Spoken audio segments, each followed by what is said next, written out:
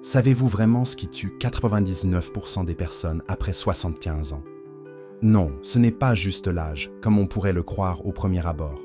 En réalité, la plupart des décès sont liés à quelques facteurs bien précis, des risques, souvent évitables, mais que beaucoup ignorent jusqu'à ce que le couperet tombe. Et là, il est souvent trop tard. Imaginez, vous vivez votre vie tranquillement, pensant que tout va bien. Et puis un jour, bam, votre corps vous lâche. Le problème, c'est qu'une fois qu'on réalise le danger, la santé est déjà bien, trop fragilisée pour remonter la pente. Mais, et c'est là que ça devient intéressant, la bonne nouvelle, c'est que vous, oui vous, pouvez encore agir dès maintenant. Dans cette vidéo, on va plonger ensemble dans les 5 principales causes de décès après 75 ans. Certaines vont vous sembler évidentes, comme un vieux classique qu'on voit venir. D'autres vont vous surprendre, un peu comme une révélation inattendue dans un film. Mais une chose est sûre, les connaître, c'est la première étape pour leur échapper. Parce que non, vieillir ne veut pas forcément dire être malade, perdre son autonomie ou voir sa santé partir en fumée. Des milliers de personnes ont réussi à déjouer ces pièges et à gagner des années de vie en pleine forme. Et vous pouvez en faire autant. Alors, restez bien jusqu'à la fin, car la dernière cause, elle est de loin la plus sournoise, mais aussi la plus facile à contourner. Allez, on commence tout de suite. I1, les maladies cardiovasculaires, un danger qu'on sous-estime trop souvent. Les maladies du cœur, ça reste le grand patron des causes de décès après 75 ans. Pourtant, je parie que beaucoup d'entre vous ne réalisent pas à quel point ils ont du pouvoir sur leur santé cardiaque. Votre cœur, c'est un peu comme un moteur fidèle. Il tourne sans relâche depuis le jour de votre naissance. Mais comme tout moteur, il peut rester robuste avec les bons soins, ou est-ce encrassé après des années de négligence. Le hic, c'est qu'on ne voit pas toujours les voyants rouges clignoter. Combien de fois avez-vous entendu quelqu'un dire « Oh, je suis juste fatigué, c'est l'âge » ou « Je m'essouffle plus vite, c'est normal ». Moi, j'ai vu ma grand-tante dire ça pendant des années, jusqu'à ce qu'un médecin lui annonce que son cœur criait à l'aide. Ces petits signes, ralentir, se sentir épuisé, avoir le souffle court, ne sont pas juste l'âge. Non, ce sont des SOS que votre cœur vous envoie discrètement. Et le grand méchant loup dans cette histoire, c'est l'hypertension. Le danger avec elle, c'est qu'elle est silencieuse comme une ombre. Pas de douleur qui vous plie en deux, pas de sirène qui hurle, rien de visible à l'œil nu. Pourtant, jour après jour, elle grignote vos artères, les durcit, les fragilise et force votre cœur à pomper comme un forcené. Résultat, un beau matin, tout bascule, crise cardiaque, AVC, et là, vous vous retrouvez à l'hôpital, ou pire, en vous demandant « Mais comment j'en suis arrivé là? J'allais bien la semaine dernière. » J'ai vu ça avec un voisin. Il jardinait encore le lundi, et le vendredi, il était en soins intensifs. Ça fait réfléchir, non? Mais l'hypertension N agit pas seule. L'alimentation, c'est son acolyte de toujours.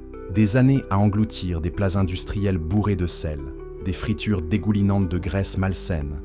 Et petit à petit, vos artères se bouchent comme un évier mal entretenu. La circulation devient laborieuse. Le cœur s'épuise à pousser le sang à travers ce chaos. Mais attention, protéger son cœur, ce n'est pas juste dire adieu aux burgers et aux chips, même si ça aide. C'est aussi lui donner du bon carburant. Votre cœur adore les légumes verts, les noix, les poissons riches en oméga 3. Si vos assiettes manquent de ces trésors, les dégâts s'accumulent plus vite qu'un tas de linge sale un jour de pluie. Et puis, il y a le mouvement, ou plutôt, le manque de mouvement. Votre cœur n'est pas fait pour rester vautré sur un canapé toute la journée. Si vous passez vos journées assis, la circulation ralentit, vos muscles ramollissent et votre cœur perd de sa vigueur. Mais pas de panique. Pas besoin de courir un marathon ou de soulever des haltères comme un bodybuilder. Marchez un peu, chaque jour, faire quelques étirements devant la télé ou même danser sur votre chanson préférée. Oui, j'avoue, je le fais parfois sur du vieux rock. Ça suffit à faire une différence énorme.